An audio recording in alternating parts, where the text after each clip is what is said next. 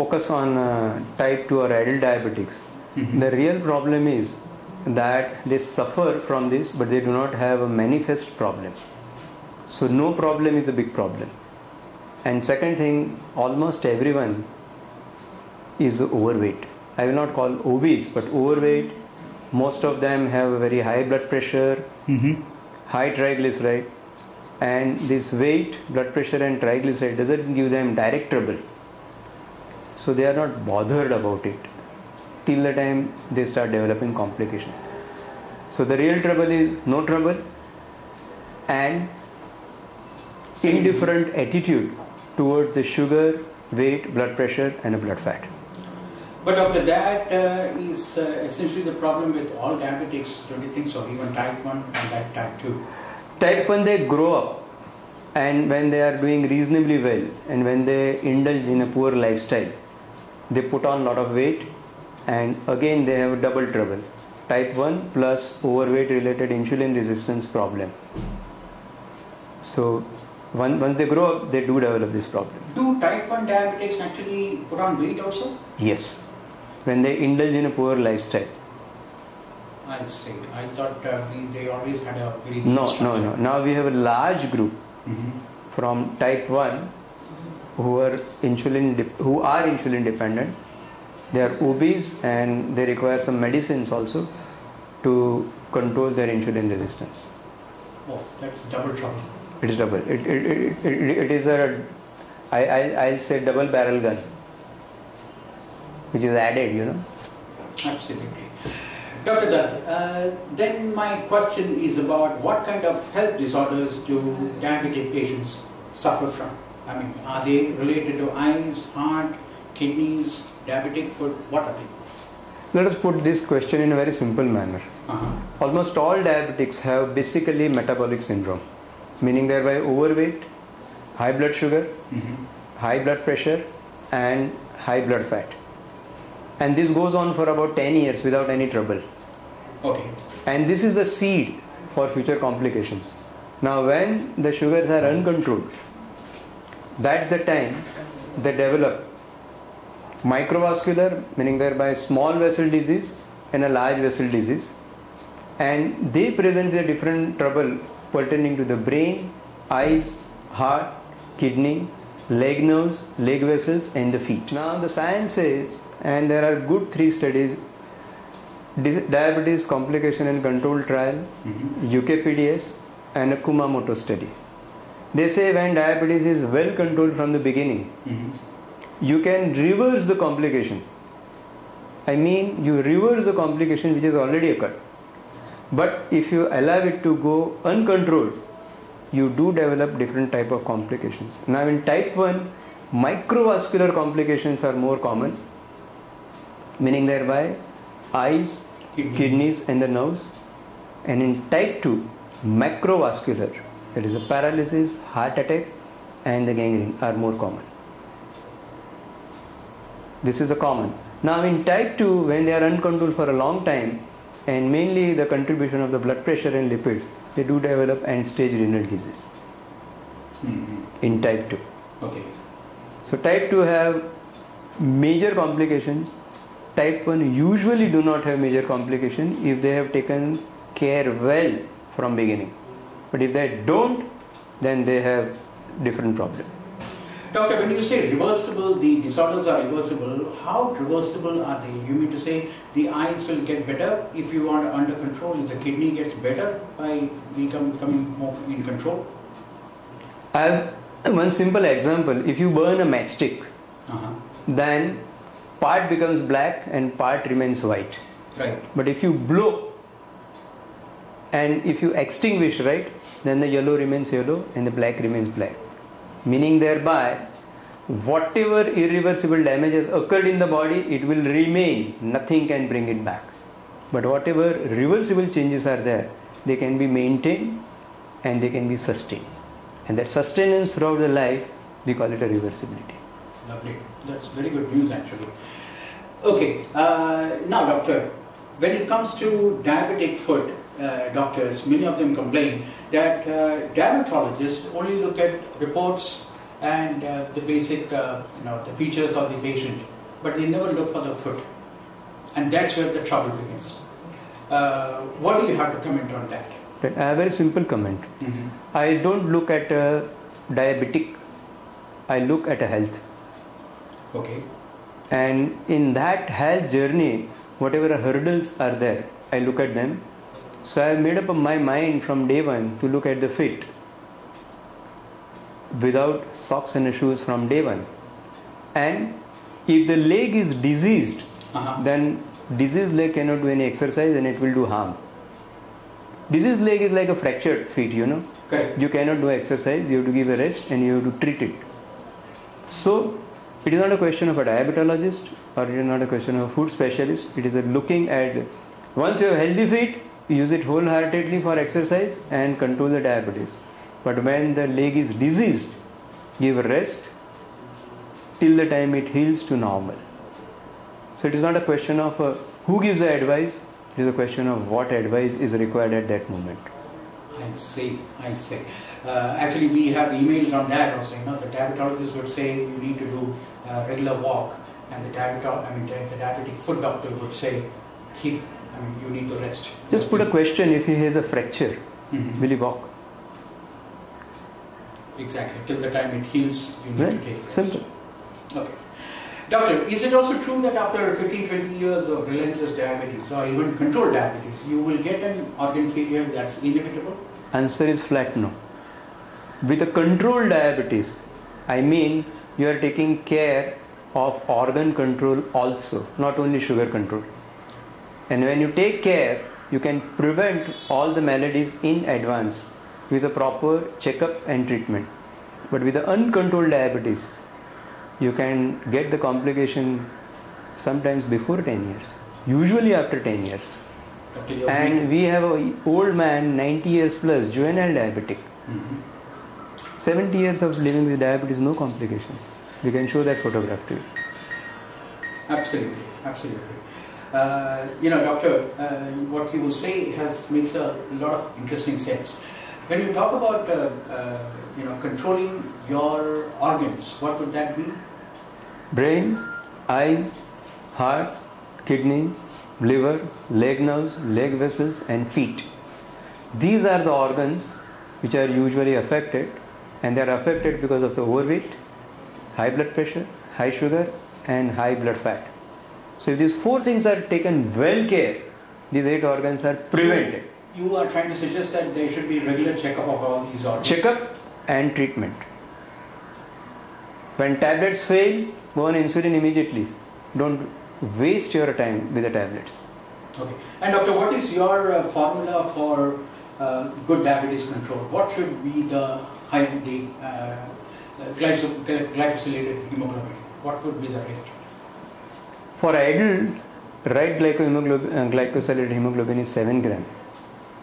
For young and the old, where the hypoglycemia is issue, 7.5. Glycohemoglobin 7.5. And their blood sugar targets are also on a higher side. Meaning thereby, fasting for a juvenile diabetic who is brittle, right? Keep that fasting around 100 to 120. Don't go to 80. Right? And post meal, you keep it around 160 to 180. You can have a tighter control, but not at the cost of hypoglycemia. Exactly. Doctor, but you also believe, several diabetologists in interviews like this have told us that hypoglycemia is always an effect of over-treatment. Would you believe that? Hypoglycemia is never over-treatment. It is under education and under execution. There are 4 things: diet, exercise, meditation and medication, meaning thereby checkup and providing proper medication. Once you do these 4 religiously, right, chances of hypoglycemia are minimal. And what about people who even have ESRD? Many diabetologists would say that you need to keep a larger margin in terms of blood sugar control in ESRD patients. Would you also believe that? When I say ESRD, I mean end-stage renal disease. And usually these people are on dialysis. Exactly. So when they reach this state, there are 4 situations. 1, they have a poor appetite because of the kidney, and they have a lot of dietary restrictions, sometimes major of times unnecessary restrictions. Number one. Number two, they are already on insulin. Number three, the failing kidneys cannot remove insulin as normal kidney. Correct. Meaning thereby short acting insulin will work for a longer period and a stronger. And the fourth, and that is the most important issue, that they are on a hemodialysis. Correct. Before hemodialysis, their insulin level mounts up. After hemodialysis, their insulin level drops. So there is a sudden drop in insulin level and slow and sustained rise till the next dialysis. So here it is a question of training a patient and the family member to manage before hemodialysis, on the day of hemodialysis, and after hemodialysis, right? Only 3 set of insulin dosages and food pattern to be given, and they will almost never get hypoglycemia. And you can keep a margin of a fasting sugar around say 100 to 120, or before meal 100 to 120, and after food say 160 to 180, right? And we will never go back. You're trying to suggest that, just before the dialysis, he will be taking less insulin, and just after dialysis, the dosage will be more. Stepped up slowly. Okay. But see, before dialysis is so much nausea that he doesn't eat also, and his insulin is high. So it is a double tragedy, right? So take care of both at one go. See, there is an interesting email that we have received, and that's what I wanted to ask you. ESRD patients, as well as people who have amputated foot problems, amputated feet due to gangrene, they usually get cardiac problems. And people who have amputated feet, till the knee, sometimes they don't even live more than 2-3 years. According to Dr. Undre of Saifi Hospital, many people don't even survive beyond 2-3 years. That's not just because of the pressure on the heart and the heart attack, but also because of depression. Suddenly losing feet, and you have to be dependent on others. What would you say would be the care that should be given to a diabetic who has had an amputated feet? See, when you say somebody is amputated, it is like foot, just like a heart attack, we call it a foot attack. Exactly. Right? So when foot attack occurs, his coronaries are already compromised. His kidneys are already on a way of compromise. Correct. His eyes are already on a way of compromise. Meaning thereby, this tragedy is throughout the body. It's not just in the foot. It is not in the foot. So now when one foot is amputated, a lot of load comes on other foot, for which he is not used to. And that load is shared by the heart. So unless and until proper footwear is given, proper activity is given, and proper heart, the heart will suffer the malady. And what is the best management? Even in this situation, the best management is the best management of diabetes, overweight, blood pressure, and blood fat. These 4 basic management will remain throughout, and then rehabilitation of that person. That's very important. Otherwise, he will put full attention on feet and he will neglect the heart. That will not work out, because for other foot to work, he will require a good pumping, which is compromised. So he is to have some restriction in terms of rehabilitation. Can you also tell us about what kind of changes in government policies can actually help the Indian epidemic of diabetes? Now, diabetes is almost common in every family that we meet. Every family has a diabetic. Now, what do you think as a diabetologist when you're practicing, you're meeting hundreds of patients or rather thousands of patients these days? Where do you feel every day that if this policy had changed, so much of trouble could be saved for the diabetics? What kind of policy changes would you expect, both from state, municipality as well as in government? I think diabetes is a tsunami. And when tsunami occurs, right, even government suffers. Many government officers are diabetics. Many of our leaders are diabetic, right? Absolutely. But they are absolutely quiet on it, right? So what government can do, I do not know. But if government can put a focus from school level regarding the dietary habits and exercise, and giving a prime importance to diet and exercise in reality. Then second thing comes on a diagnostic and therapeutic. All the taxes on a diagnostic tools and a therapeutic tools, right? If they are curbed, right, then the right use will go to the right people. And the third thing is in a policy. The diabetic should not be separated from the mainstream. They are human being with diabetes, and they are not somebody tagged with a diabetic as a label. चोरी हुई है वहाँ जितने लोग हैं वो चोर नहीं है. चोरी का कुछ इलाज होना चाहिए. चोर लेबल मार के कुछ नहीं होने वाला है. Okay. Okay, doctor. What about the new taxes that has been levied in UK on sugar beverages? Do you think that's a good idea? Just like cigarettes and alcohol have extra taxes, why not taxes on sugar beverages? According to me, there are 5 poisons, or they are like kerosene against the white petrol. Fried things, oily things, sweet meat, all snack, that is farsan, all the maida preparation, that is the bakery, and the cola drinks. They are the worst than anything. And there should be heavy levy on all these food items, and all the simple food articles, right, should be subsidized. Heavy tax on these 5 kerosene-like food items, and subsidy on amrut, meaning thereby simple atta, vegetables, green leafy vegetables, fruits. They should be available plenty at a cheaper rate. That is the easiest way out. The easiest way of dealing with diabetes. Right. Not diabetes, dealing with health in general. Okay.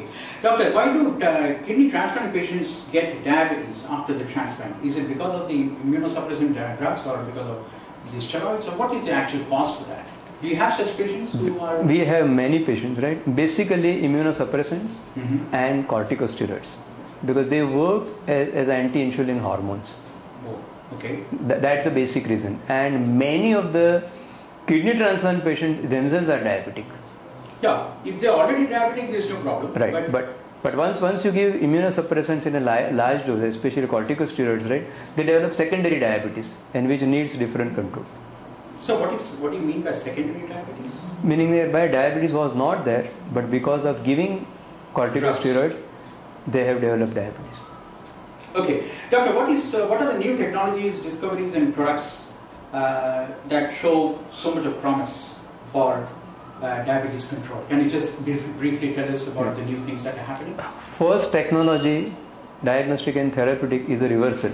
Meaning thereby we go back to our original lifestyle, for which there is no compromise and there is no new development. It is a question of a reversal. Now, new thing in a diagnostic, I am looking forward for a blood sugar meter which doesn't require a prick. Right? That is on the way. Second thing is the real-time blood sugar, continuous glucose monitoring system, CGMS. Are you referring to the Google contact lens, which can continuously monitor your blood? Something like that. Yes. Because if you know, you can do something, right? So CGMS, that is continuous glucose monitoring system in a real life, right? So that is attached with a pump, that is also available. Correct. Now new medications are there, right? And the very important thing is a stem cell transplant. Till today, there is not a single patient with a stem cell transplant in a type 1 diabetic in India. Right. So for a type 1, but for a type 2, there are a couple of anecdotal cases which we hear, but we have not read in our journals, official. Actually, we have interviewed Dr. Mahajan from Rabale, who is an expert he runs a hospital called Stemlex. He was saying that it cannot completely do away with insulin injections, but the dosages can be brought down up to 30%. We have type 2 diabetics in whom insulin is totally omitted with the lifestyle. So lifestyle, let us remember one thing, lifestyle cannot replace any technology. Lifestyle is a lifestyle. If you control that, most of the problems will be solved. All the problems can be solved, not most. Okay, doctor, what can you tell us about gestational diabetes also? We have a couple of emails on that. What kind of diet and what kind of restrictions do pregnant women with diabetes have to See, the gestational diabetes is a diabetes which occurs during pregnancy, which was not there before pregnancy.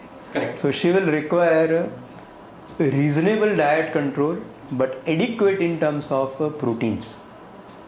And second thing, if the sugars are high, she will require insulin during the pregnancy. And we do not have any special kind of gestational diabetes in India. But that can also develop into a permanent diabetes. Now, following gestational diabetes, yeah, if lady continues to put on the weight, then insulin resistance will be carried forward and she will break into diabetes because of lack of lifestyle changes. On bariatric surgery, and would you also recommend that to type 2 patients of yours who are overweight? I have a very simple opinion on bariatric surgery. When body mass index is more than 32, bariatric surgery is recommended. Now, after bariatric surgery, diet restrictions are so much. So I am of the opinion for first 3 or 6 months, we should give very low calorie diet and mainly plant based and not animal based, meaning thereby no milk or dairy, no non-veg, and mainly vegetables, fruits, and pulses more. And we give say 500 to 600 calorie diet, and that has also shown excellent result of a weight loss of 30-40 kg. But if somebody is unable to do, unwilling to do, or in a hurry, then the bariatric surgery gives excellent answer, and it reduces the insulin resistance by just mere weight loss. And when you reduce the weight insulin resistance, your diabetes comes under control. Simple. One related question, doctor, is that my last question is that, often it is, the recent report which says that even if you don't have that kind of weight, even if your weight is not so high to consider yourself to be obese or overweight, they might still be recommended with bariatric surgery. What is your opinion on that? I have a very simple opinion that strict lifestyle attitude control, because after bariatric surgery also they will require lifestyle changes. So if after bariatric surgery if they do not follow the lifestyle changes, right, they will again break into it. So we will be back to square one. Thank you so much, sir, for being with us. Sure.